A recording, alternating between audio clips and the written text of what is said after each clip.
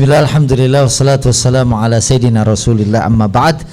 Uhayyikum bitahiyatil islam al-mubarakah. Assalamualaikum warahmatullahi wabarakatuh. Waalaikumsalam warahmatullahi wabarakatuh. Kalau dari cara jawab salamnya, ini cara jawab salam orang-orang yang akan haji tahun depan. Syaratnya kalau udah daftar gitu.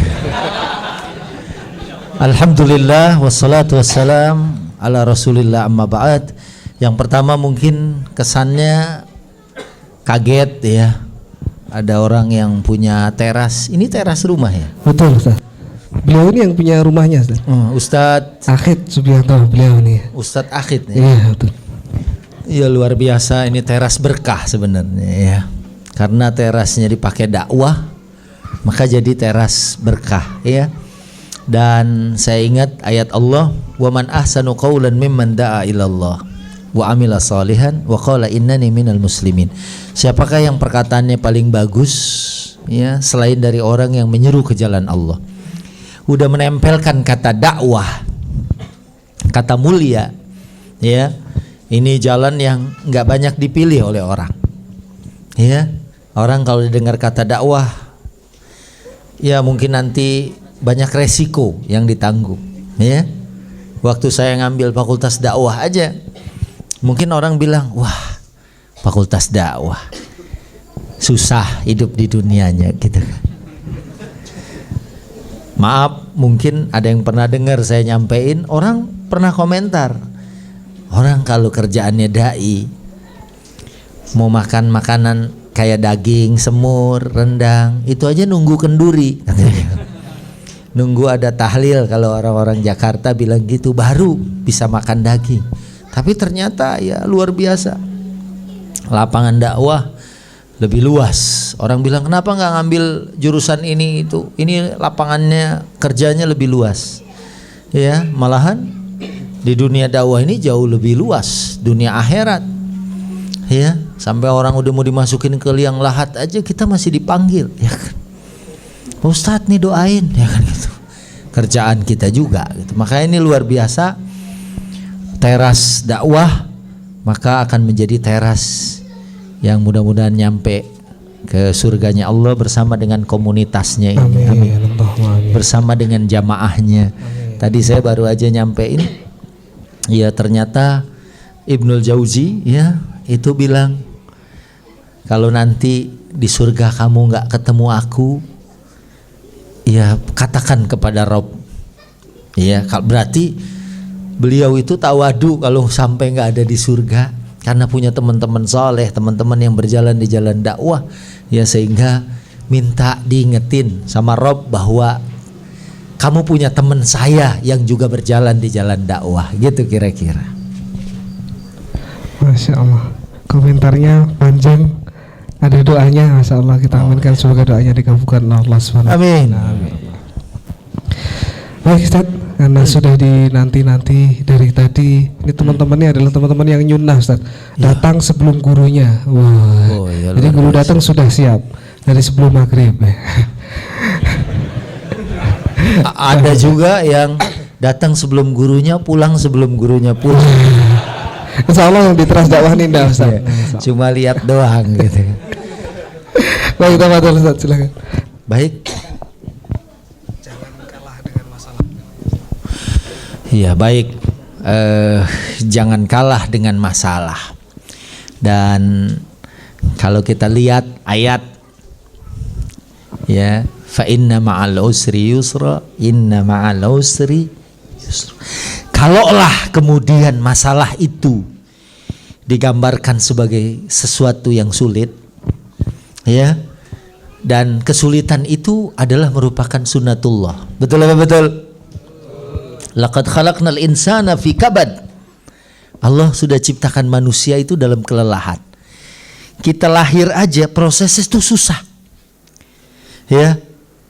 Saya liatin begitu, terutama istri saya, dari anak pertama sampai anak yang ke-8.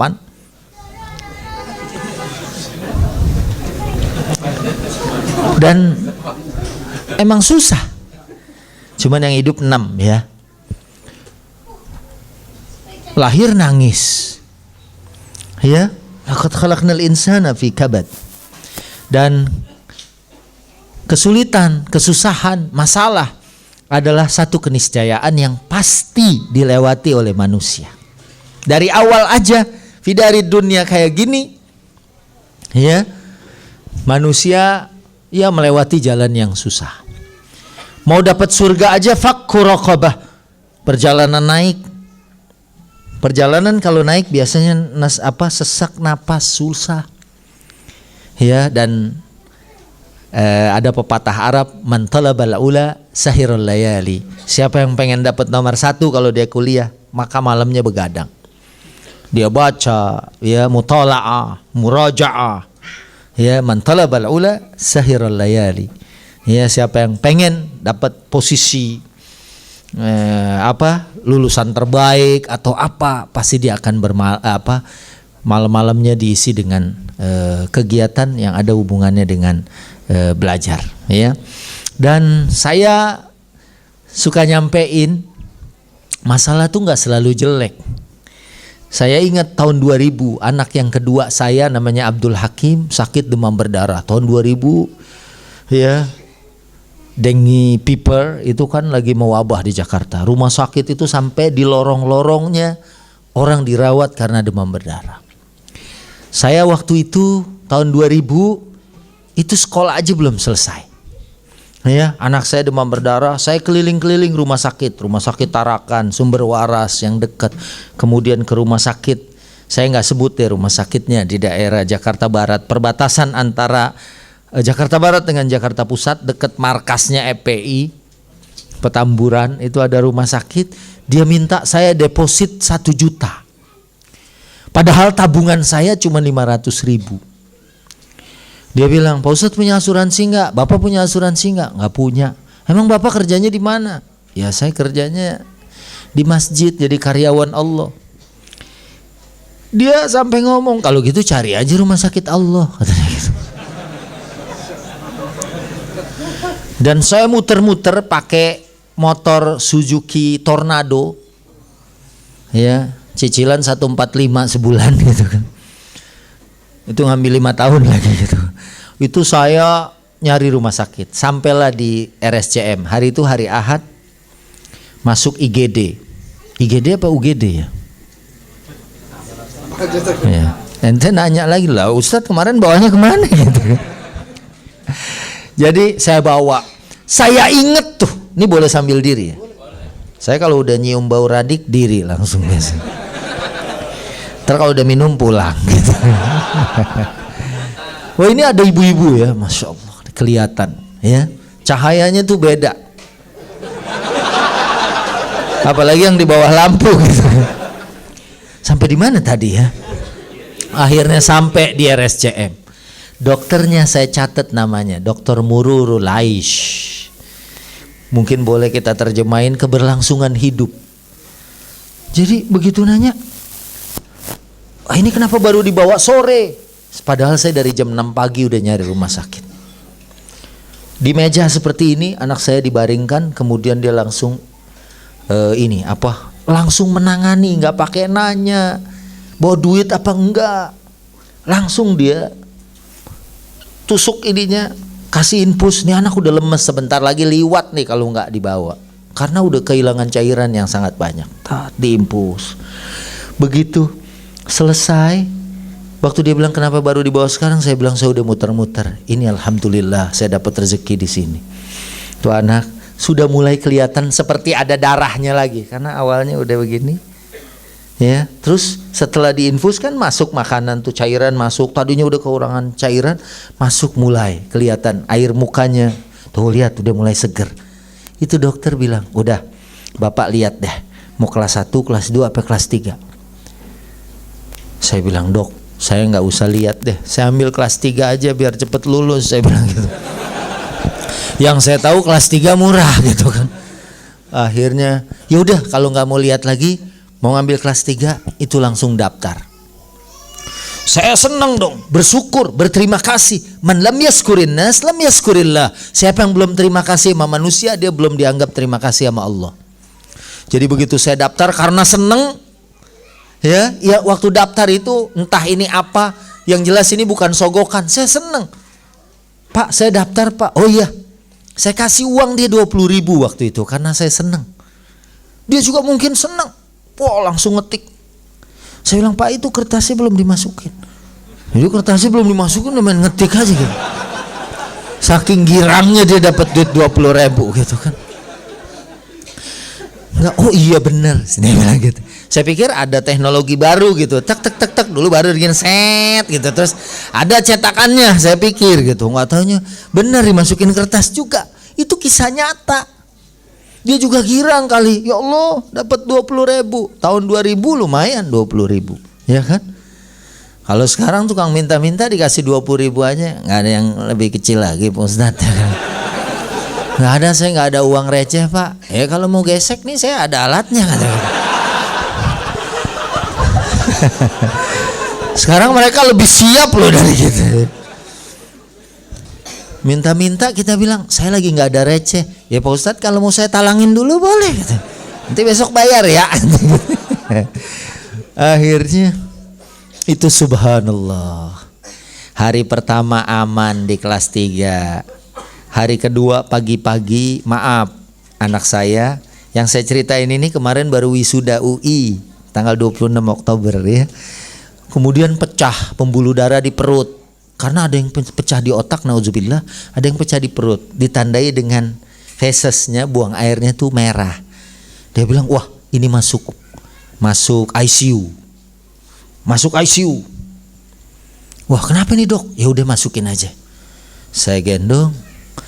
Terus papasan percis dengan bapak-bapak gendong anak yang baru meninggal.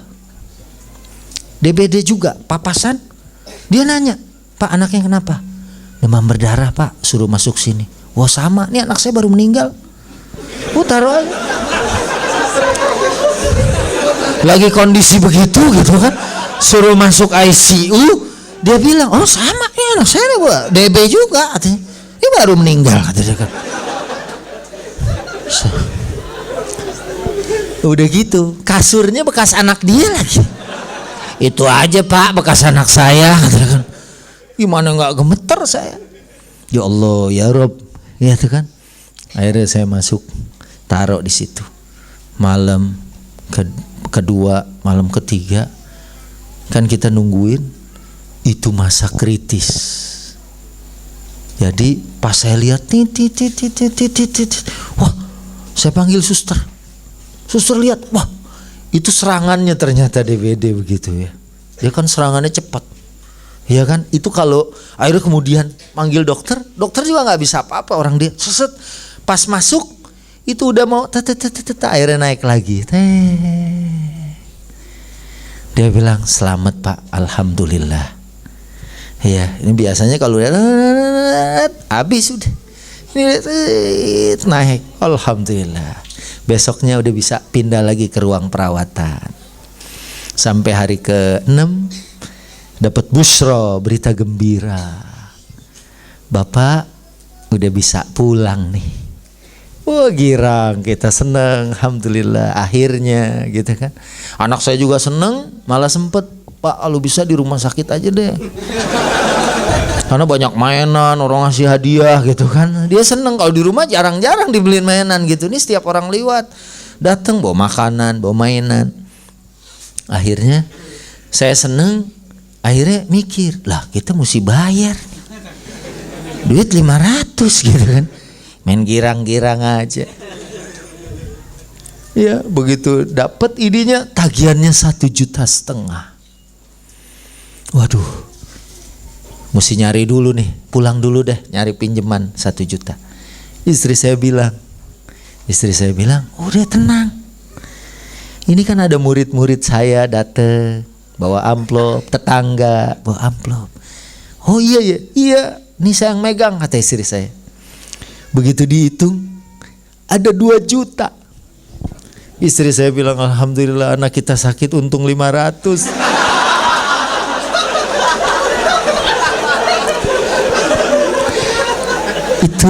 Itulah fa inna ma'al usri yusran, inna ma'al usri yusra.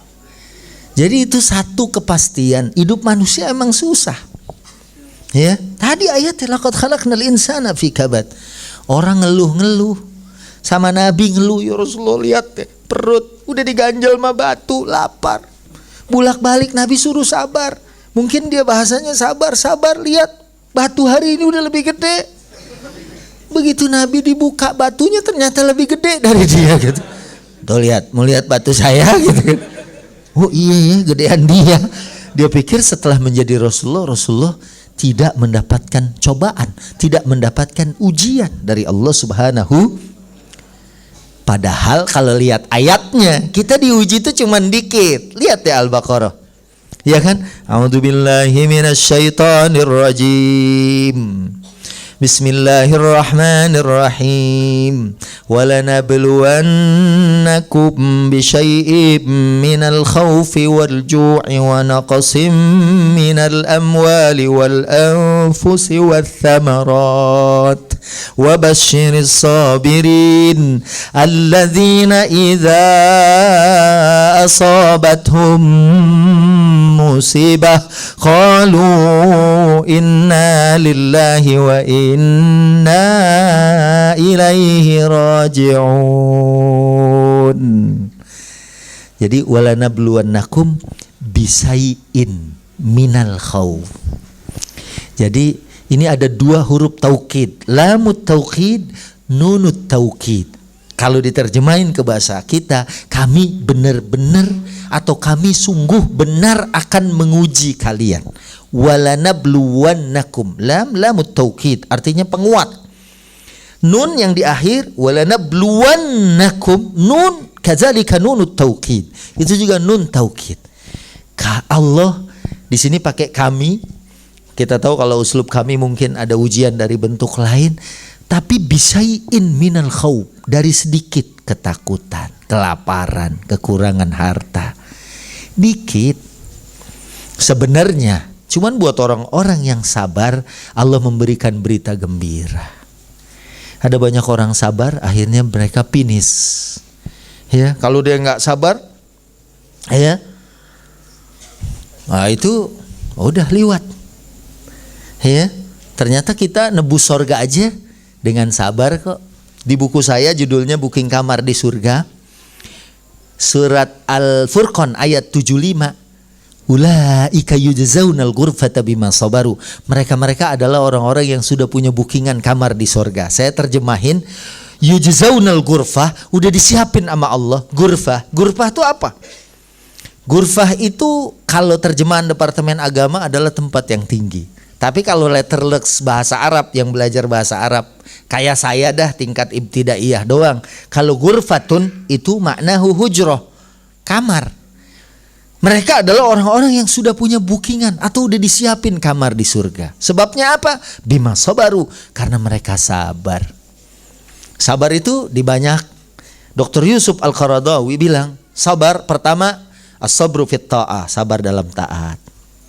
Bagi sebagian orang yang gak punya keimanan yang kuat, sholat itu sesuatu yang berat, betul gak? Yang bilang siapa? Quran. Wa innaha lakabiratun illa 'alal khashiin. Sholat itu berat kecuali buat orang yang khusyuk. Gak mungkin dia khusyuk kalau dia gak punya iman, betul gak? Karena di ayat sesudahnya, orang yang khusyuk adalah alladzina yadhunnuna annahum mulaqu rabbihim wa annahum ilaihi raji'un. Mereka yang khusyuk adalah yang mereka itu yakin akan berjumpa dengan Tuhannya dan akan kembali. Makanya yang bisa khusyuk, yang sholatnya dia paham bakal rojiun. Ini bakal rojiun kan? Halo? Orang yang seger kemarin kiper Persela Lamongan, Khairul Huda ya masuk, seger. Tiba-tiba sebabnya gitu aja. Orang ada minum kopi meninggal.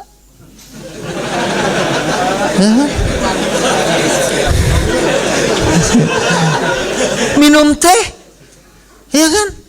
Teh doang, teh manis, mati. Periksa sama anaknya, oh rupanya sendoknya ke bawah gitu. Itu dia sebabnya gitu. Nah, Saudara-saudaraku yang dimuliakan Allah Subhanahu wa taala. Jadi orang sabar ibadah, sabar taat. Ngaji begini aja datang dari sebelum maghrib, ya subhanallah. Ini luar biasa ini.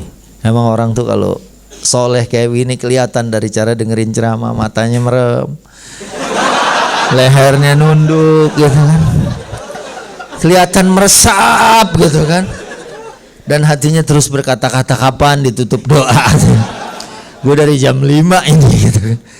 Ya, ikhwani wa akhwati fillah rahimakumullah, sabar dalam taat. Ini kode booking. Kode booking kita masuk surga. Lihat ada banyak orang nggak bisa sabar dalam sholat. Sholat kayak apa tahu? Tak tok tak, pot. Ya, baru 1 menit udah salam, keluar. Gak lama balik lagi ke masjid. Ditanya, Pak mau balik lagi? Tadi lupa tahiyat Pak Ustadz. Duluan aja gitu kan. Ya, yang berikutnya as-sabru fi tarkil maksiat, sabar ninggalin maksiat. Ya, kemarin juga saya belum lama lah sama Ustadz Salim Afillah. Beliau nyeritain Nabi Yusuf. Ya, kegantengannya luar biasa. Tapi saya ngikutin Twitternya salah seorang syekh di Mesir. Ketampanan Nabi Yusuf tuh itu separohnya dari ketampanan baginda Nabi. Tapi kenapa ketampanan Nabi tidak menimbulkan fitnah? Katanya mughatta birrahmah. Kegantengan Nabi itu sudah tertutup ada filternya. Filternya rahmat Allah, sehingga kalau Yusuf tuh masih dibuka los, kayak orang lihat matahari langsung. Sampai orang motongnya aja itu bukan motong sekali, sampai kayak gitu. Nabi Yusuf kan ada wanita ya kan di kamarnya, dia keluar lari sampai bajunya sobek dari belakang. Mungkin kalau saya dah gitu ya, diuji kayak gini, mungkin keluar juga. Tapi begitu di luar nggak ada orang,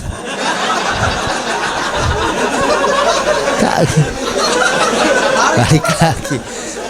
Padahal itu as-sabru fi tarkil maksiat. Yang berikutnya as-sabru alal aqdar, sabar terhadap takdir. Kita udah tahu semuanya ditulis sama Allah aja, kita kadang belum bisa sabar. Tapi memang ada orang-orang kadang udah diuji pernikahan puluhan tahun belum punya anak. Sekali diuji, nauzubillah. Saya nggak mau cerita deh, ya. Kemudian ada juga as-sabru indal musibah, sabar kalau diuji dengan musibah. Karena itu adalah satu keniscayaan, nggak ada manusia yang hidup di kolong jagat ini tanpa melewati kesulitan.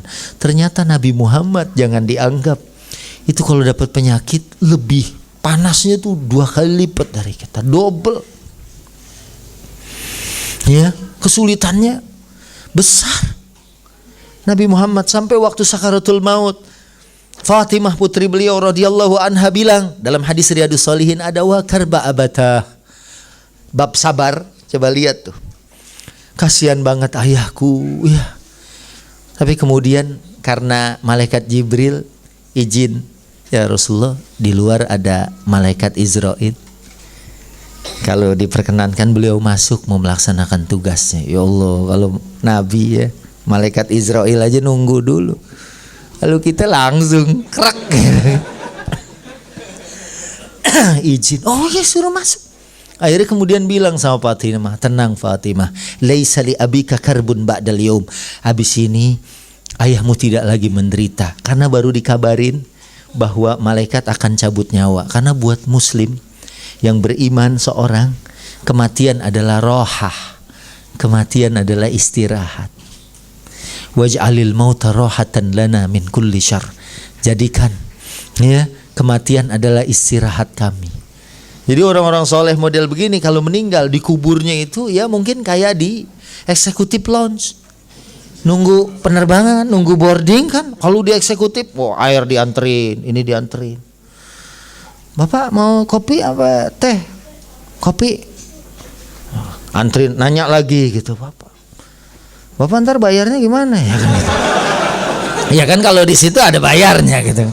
Kalau di kuburan tentu udah wa inda rabbihim yurzakun. Ali Imran 169, orang yang meninggalnya baik di sisi Allah dapat rezeki. Jadi kita masih mikir mungkin mau makan teras geprek apa geprek teras nih. Kalau geprek teras ya hancur nih teras gitu. Masyiral hadirin. Halo. Halo. Sampai di mana tadi ya?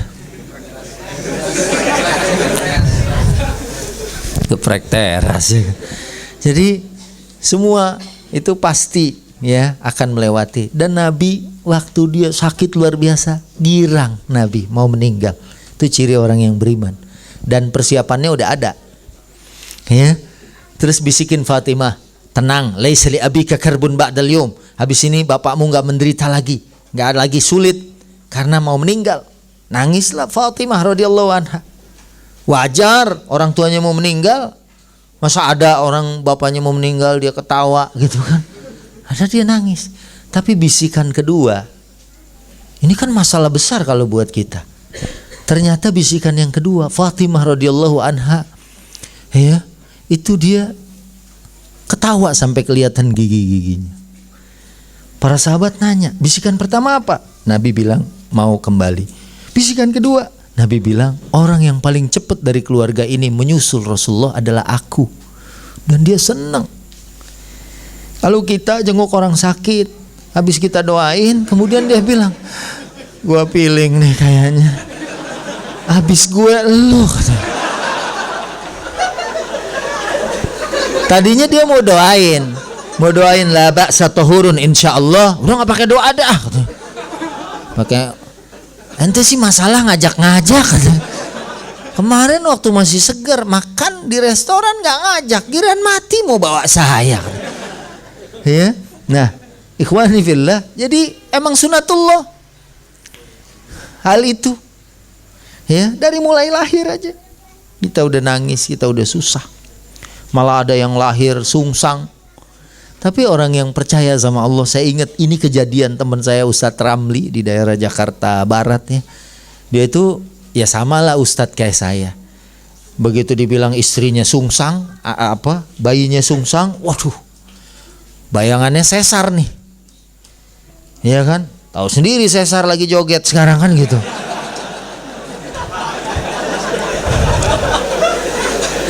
Dia bayangannya sesar. Aduh. Dia cuma baca Fatihah doang. Orang Allah baca Fatihah sama ya Allah, husnuzon sama Allah. Habis kelar baca Fatihah, itu bidan berbalik. Tenang Pak, tenang. Ini bisa saya atasin. Jangankan bayi ente sungsangan ya tolongin. Ya kan itu luar biasa. Jadi kalau kita lihat ayat, ya, bahwa musibah, muskilah, ya, masalah itu adalah merupakan sesuatu yang dekat sama kita. Tapi langsung ayatnya bergandeng dan dua kali bersama kesulitan, bersama dengan problem, masalah apapun, ya, itu ada kemudahan buat orang-orang yang mau bergantung kepada Allah Subhanahu wa taala. Ya, makanya di sini iman kepada Allah, as-siqatu billah. Siqah billah itu percaya sama Allah. Kadang-kadang kita gitu, kalau lagi yang baik-baik percaya, kalau yang ini enggak yakin. Ibunya Nabi Musa alaihi salam lagi ketakutan anaknya mau dibunuh sama Fir'aun. Allah perintahkan, ya, anirdi'i wa in khifti fa'alkihi fil yammi, ya, susuin, kalau kamu rasa khawatir lemparin dia ke sungai. Kalau kita nggak punya siqah billah, nggak punya kepercayaan kepada Allah, trust, siqah itu trust. Ini mau dibunuh sama Fir'aun, suruh dilemparin ke kali sungai Nil. Yang ada anak gua nganyut gitu kan, yang ada anak saya dimakan buaya. Sungai Nil tahu sendiri, ya kan, lebar. Saya aja nyebrangin berenang belum tentu sanggup, ya kan. Fa'alkihi fil yammi. Tapi begitu dia siqah sama Allah, dibuang juga. Karena ayatnya nanti Allah akan balikin kepadamu. Kita kadang-kadang suka nggak percaya sama janji Allah. qiyamul lail misalnya bisa ngangkat begini. Kayaknya enggak. Saya kemarin udah doa Pak Ustadz. Pesawat turbulens, saya doa, sebelah saya ada artis nyolek. Pak Ustadz, saya nitip doanya. Saya bilang, kok nitip? Saya nggak yakin Pak Ustadz. Katanya. La ana inda dhanni abdi bi. Aku berdasarkan persangkaan hambaku. Itu Ummu Musa, ibunya Nabi Musa. Yakin sama Allah. Allah bilang akan dibalikin, ditaruh. Akhirnya Fir'aun yang tadinya benci banget sama setiap bayi laki-laki yang lahir, begitu lihat Nabi Musa mau bunuh, kata istrinya, jangan yang ini, kita angkat jadi anak aja dah. Iya ya, gitu kan. Firaun yang tadinya bengis bisa tunduk karena itu udah janji Allah Subhanahu wa taala. Allah enggak ngelepasin kita begitu aja. Dengan al-iman wasiqah billah, dengan iman dan percaya kepada Allah. Kemudian juga ada ma'iyatullah, ada kebersamaan Allah buat yang sabar di dalam mengatasi masalah atau berbagai problematika. Insyaallah. Ya. Ini materi sebenarnya kurang cocok sama orang-orangnya gitu. Karena saya lihat orang-orangnya nggak ada masalah gitu kan. Ya, kalau orang yang masalah kan datang sini mukanya aja udah nggak enak gitu. Wah nih ceramah begini gitu. Kalau ini lihat aja, masya Allah. Ya, ada yang masya Allah. Kelihatan orang-orang yang enak semua hidupnya, ya kan?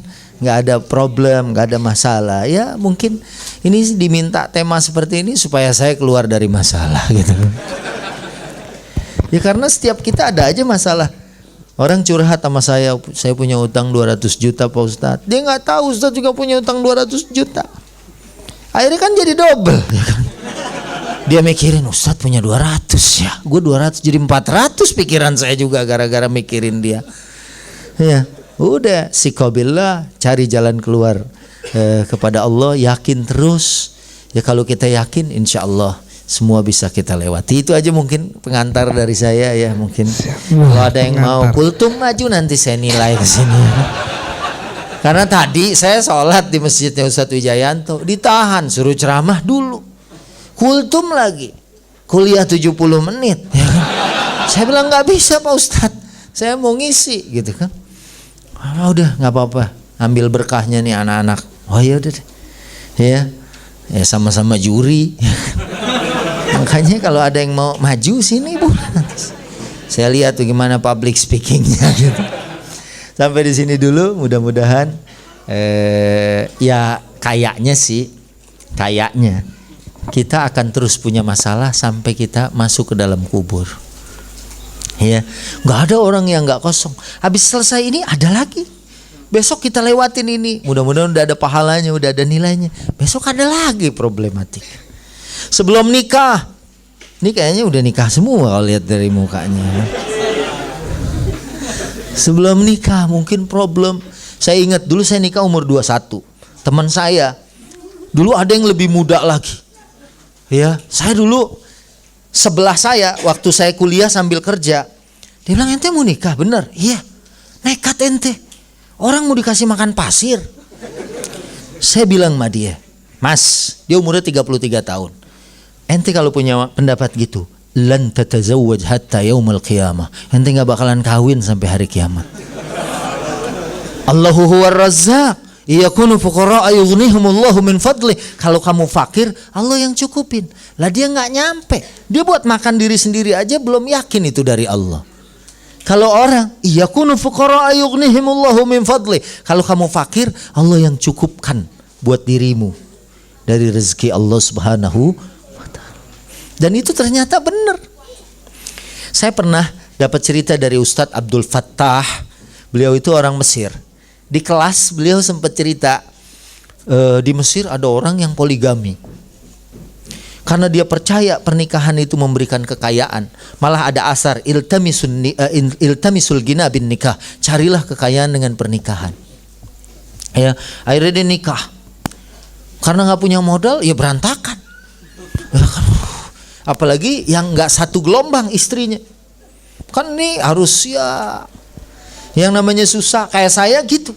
Awal-awal tuh ngontrak di RSSSS.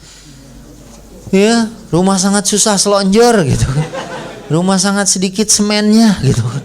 Lalu Komeng bilang, Ustadz nih rumahnya nyender aja retak. Nyender aja retak gitu. Tapi kita kan yakin. Nah ini Ustadz yang di Mesir ini nikah satu. Wah susah. Akhirnya percaya sama ayat. Nikah lagi yang kedua. Makin hancur gitu kan.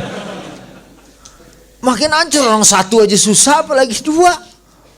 Ya, tapi dia percaya, tambahin lagi satu lagi. Mungkin parah gitu. Sampai yang keempat nih menurut cerita beliau, dia itu ngerti jahit. Ngerti jahit, ini tapi di Mesir loh, bukan di Indonesia. Don't try this at home. Jadi akhirnya kawin yang keempat, dia bisa ngejahit. Semua istrinya itu diajarin ngejahit. Akhirnya buka konveksi. Kaya benar gitu. Wah, saya kayaknya mau susah dulu deh. Lah emang begitu ya. Cuman emang ada orang yang berani ngadepin dan kemudian berpegang teguh kepada Allah Subhanahu wa ta'ala. Wah, kalau dia udah ada ma'iyatullah. Ma'iyatullah itu kebersamaan. Innallaha ma'a. Saya ma'a. Ya saya sama Pak Peri aja. Beliau kan orang kaya. Jalan sama orang kaya enak. Pak saya mau itu. Ambil. Ustadz kalau mau apa tunjuk aja. Kalau mau orang miskin, dia bilang tunjuk aja Pak Ustadz. Tunjuk aja gitu. Saya ingat tuh waktu haji, ada jamaah haji saya. Pak Ustadz, ini kan haji udah selesai, kita mau pulang.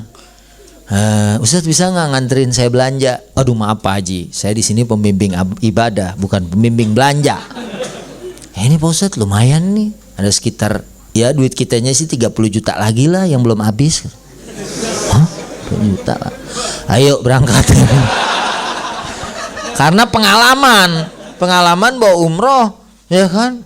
Pak Ustadz karpet, susah Pak bawanya karpet, nggak apa-apa deh di kargo. Karpet nih, iya. Itu saya tawar sampai murah gitu. Sampai saya dikatain bakhil sama yang jual gitu. Anta bakhil ya Muhammad katanya. Itu nawar sampai diperes katanya.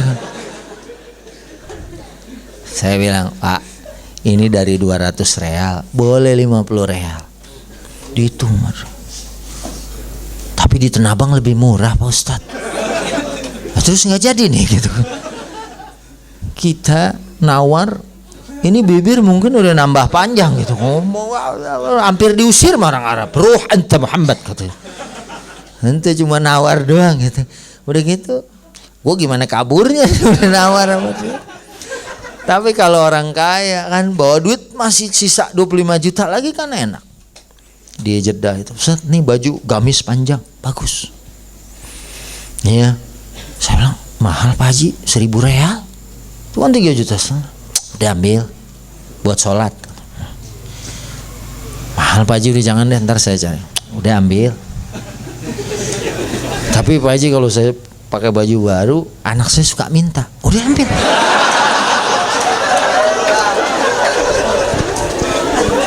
Ambil, orang kaya dibilang anak saya minta, tapi anak saya 3 yang sepantar Pak Haji kan. Ambil. Kalau orang kaya enak, orang susah ya kan. Jalan aja diumpetin jari begini kan, biar nggak nunjuk gitu kan. Begitu aja kali ya, kita langsung doa menutup ya. Ya, Masya Allah, sekali yang disampaikan sangat banyak sekali, padat dan bermanfaat Insya Allah. Kita buka sesi tanya jawab sedikit. Mungkin ada yang ingin bertanya. Afadal. Minum air ini dulu ya. Ada foto saya. Fadal, kalau ada yang ingin bertanya, dipersilahkan. Ya, kalau nanya langsung jawab ya sendiri. Hanya belajar menyelesaikan masalah. Ini buka sesi pertanyaan untuk 2 penanya saja. Sudah. Kabarnya langsung. Ini tadi ada yang mau pulang. Turidu soal ya Ustaz? Tafadhal. Hadiahnya air. Masih ada nggak air? Orikawa, ya kan? Ini air obat ya. Diminum langsung hilang haus. Ya sekalian kalau ada yang mau umroh bulan Januari boleh ikut saya, landingnya langsung Madinah. Insya Allah yang daftar sama saya kurangin 20.000. Silakan, ada? Silakan Ustaz. Masya Allah. Assalamualaikum warahmatullahi wabarakatuh. Perkenalkan, nama saya Pandu, Pak. Nama saya Pandu. Saya kebetulan baru pindah, belum ada 2 minggu ke Jogja ini. Dari Garut, Pak. Asgar, ya. Selama ini saya udah keluar dari pekerjaan saya, Pak, dari bank. Insya Allah saya mau hijrah, maksudnya. Cuma kesulitan saya ini yang saya alami itu rumah di Garut itu masih ngontrak, masih cicilan, gitu. Sedangkan keluar dari bank itu nggak dapat pesangon, gitu. Ya itulah masalah ini yang saya hadapi itu, Pak. Ya.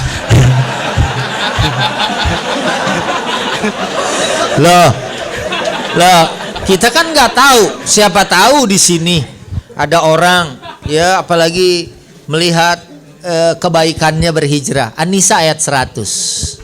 Wa may yuhajir fi sabilillah yajid fil ardi muraghaman katsiran wa sa'ah. Tadi saya di pengajian Salsabila Paradise itu saya sampaikan sedikit kisahnya Pak Haji Kitorolis.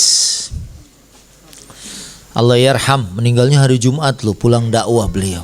Pas kubail maghrib, itu waktu yang ya walaupun kita nggak tahu kematian seseorang, ya karena yang tahu hanya Allah Subhanahu wa taala, tapi dia meninggalnya hari Jumat. Dan ada hadis yang menyampaikan kalau orang meninggal hari Jumat, salima min fitnatil kubur, selamat dari fitnah kubur. Saya ingat dia tahun 72 udah makan narkoba. Tahun 96 dia mulai tobat.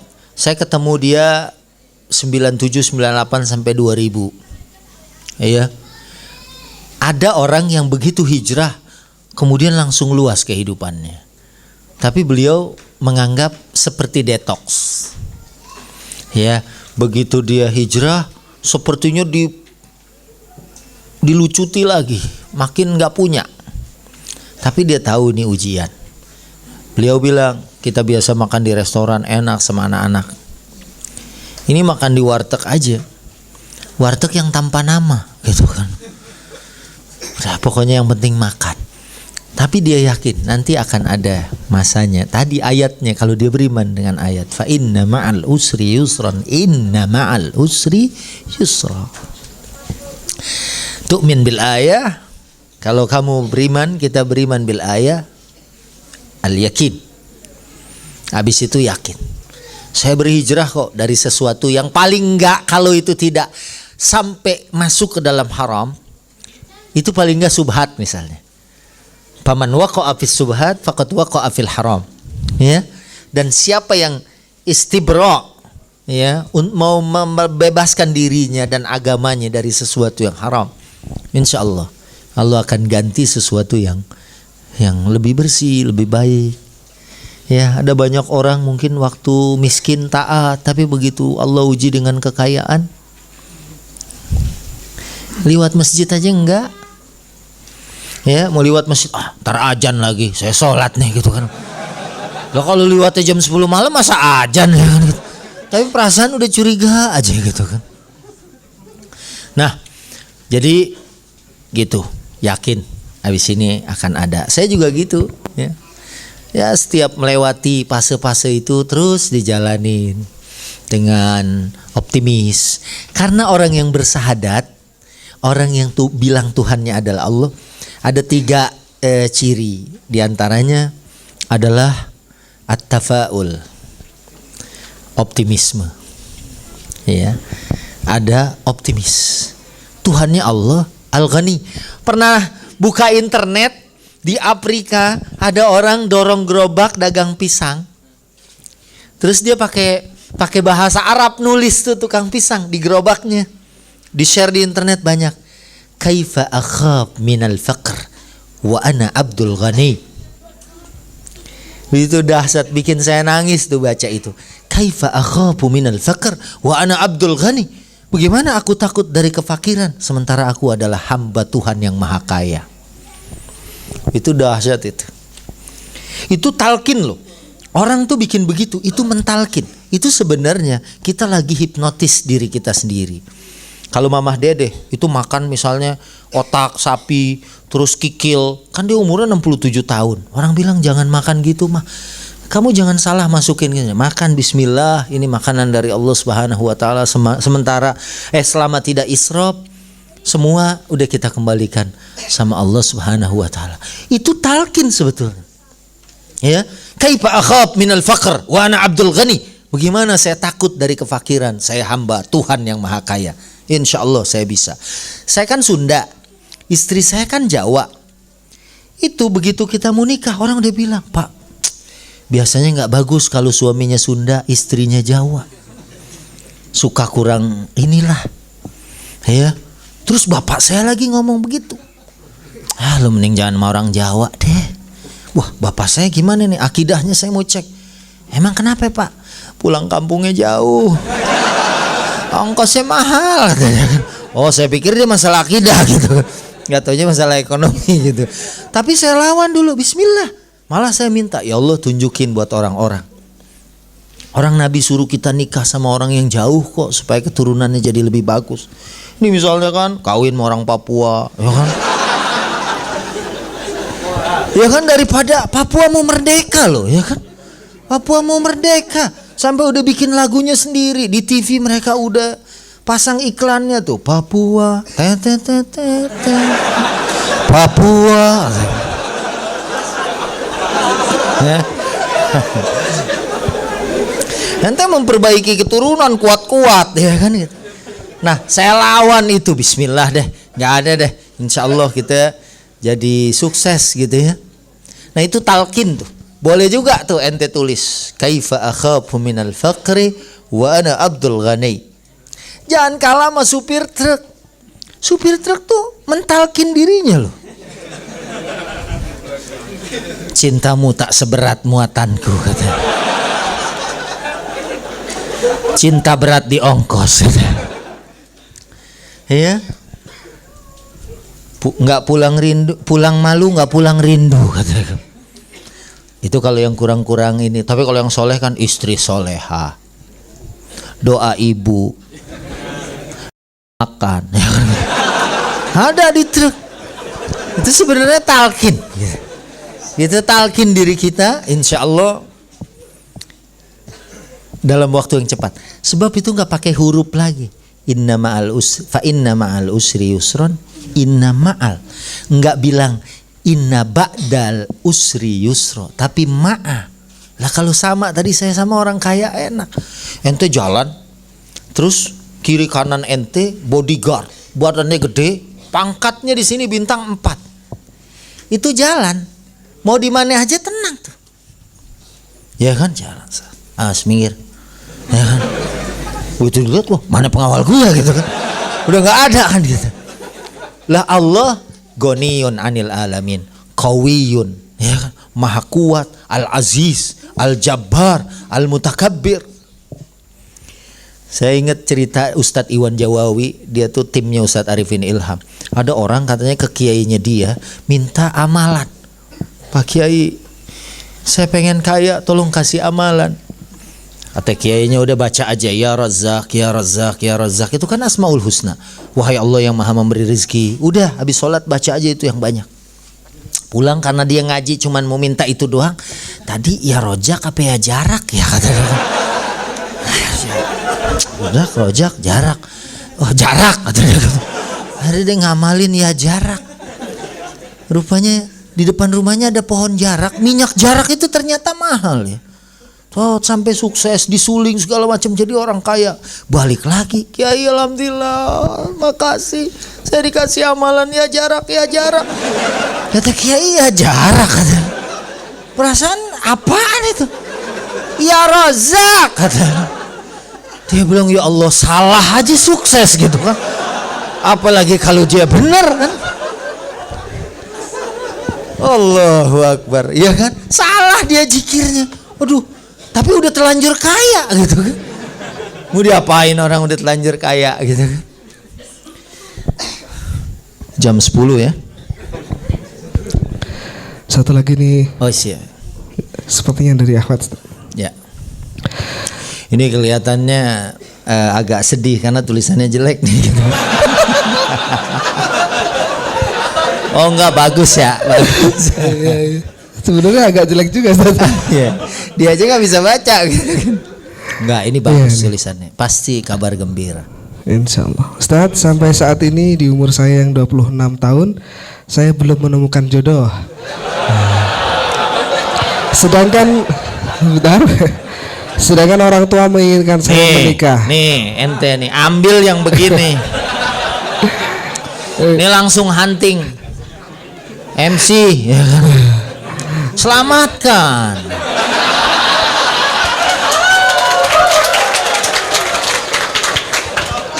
Iya, masa saya yang turun? Aduh. Masalah. Bisa double Jawa.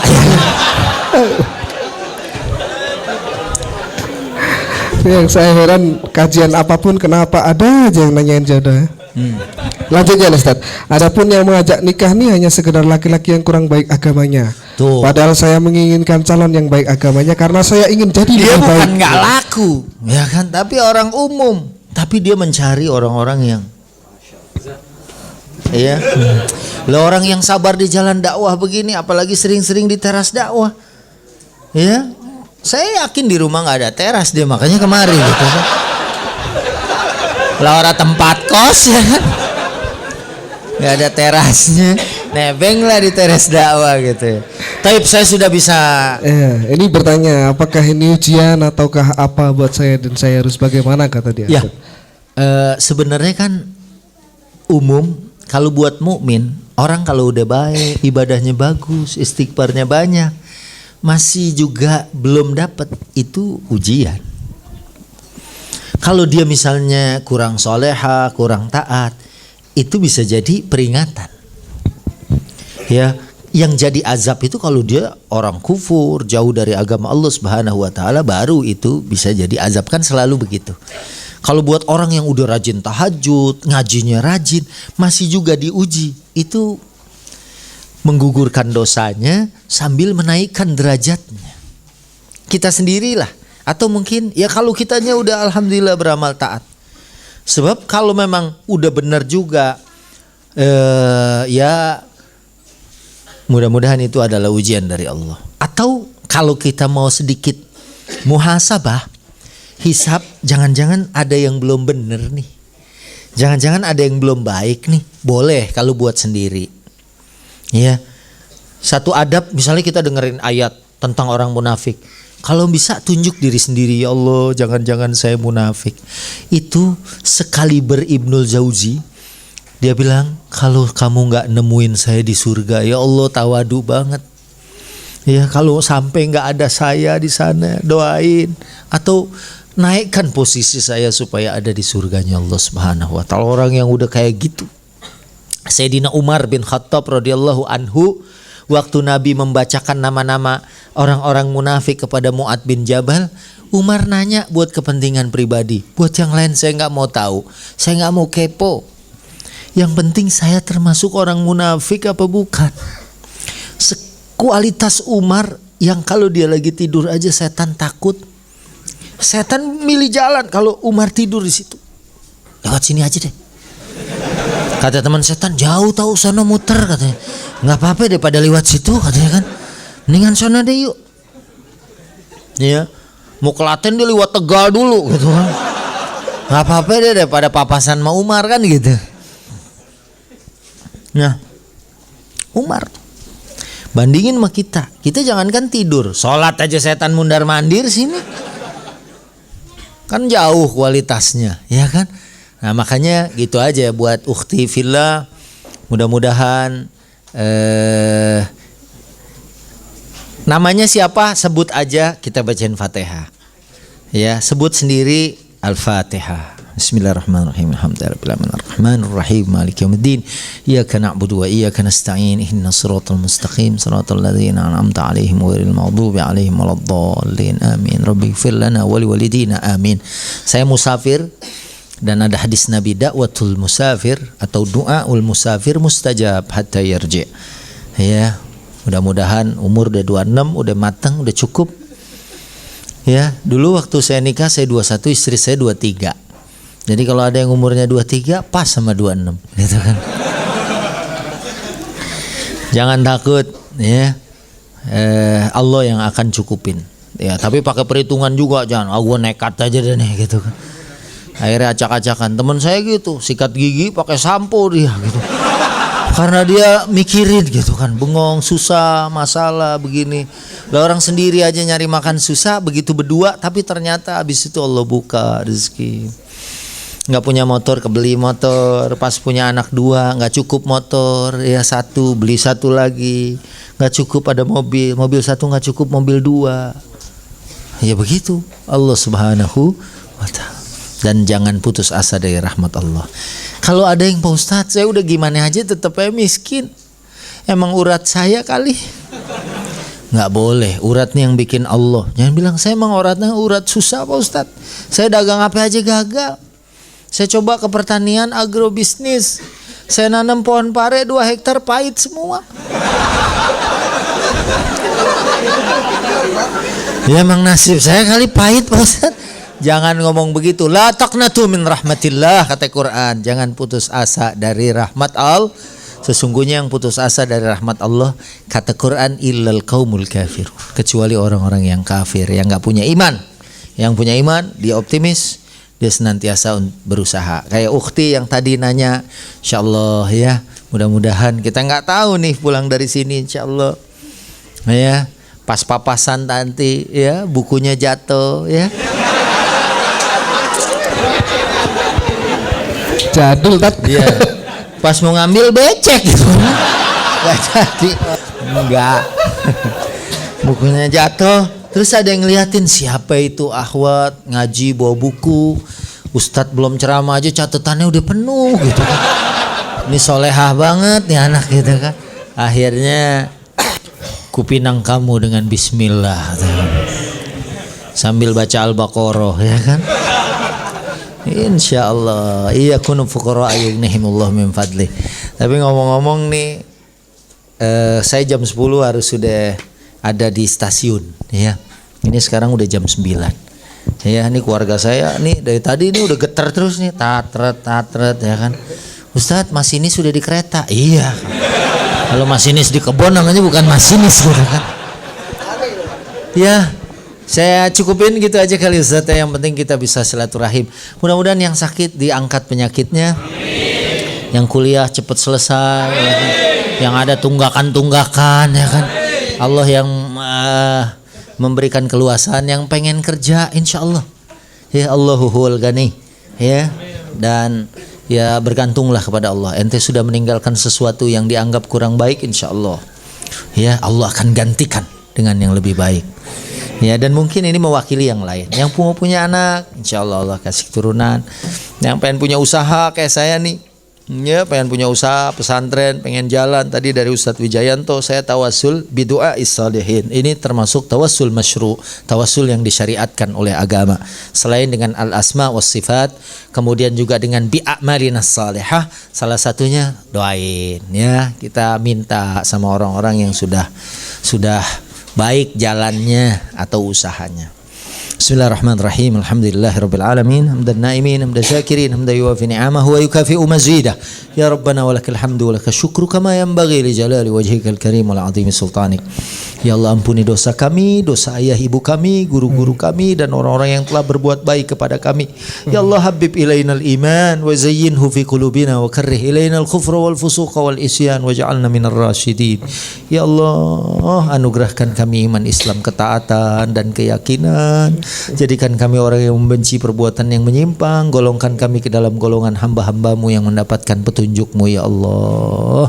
Ya Allah mudah-mudahan saat kami ruku dan sujud maka pertolonganmu semakin dekat. Sesungguhnya jarak antara kita dengan masalah adalah sejarak dahi kita dengan tempat sujud, dahi kita dengan masjid atau dengan sajadah. Semakin dekat seorang atau menempelkan dahinya dengan sajadah, insya Allah itu waktu yang paling dekat antara seorang hamba dengan Tuhannya.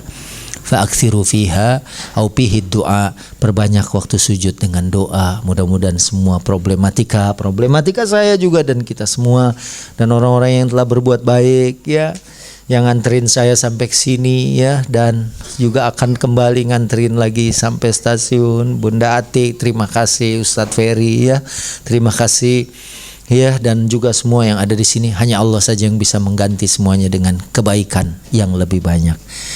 Ya Allah, kabulkan semua permintaan kami, baik yang terucap maupun yang tersirat dalam hati kami.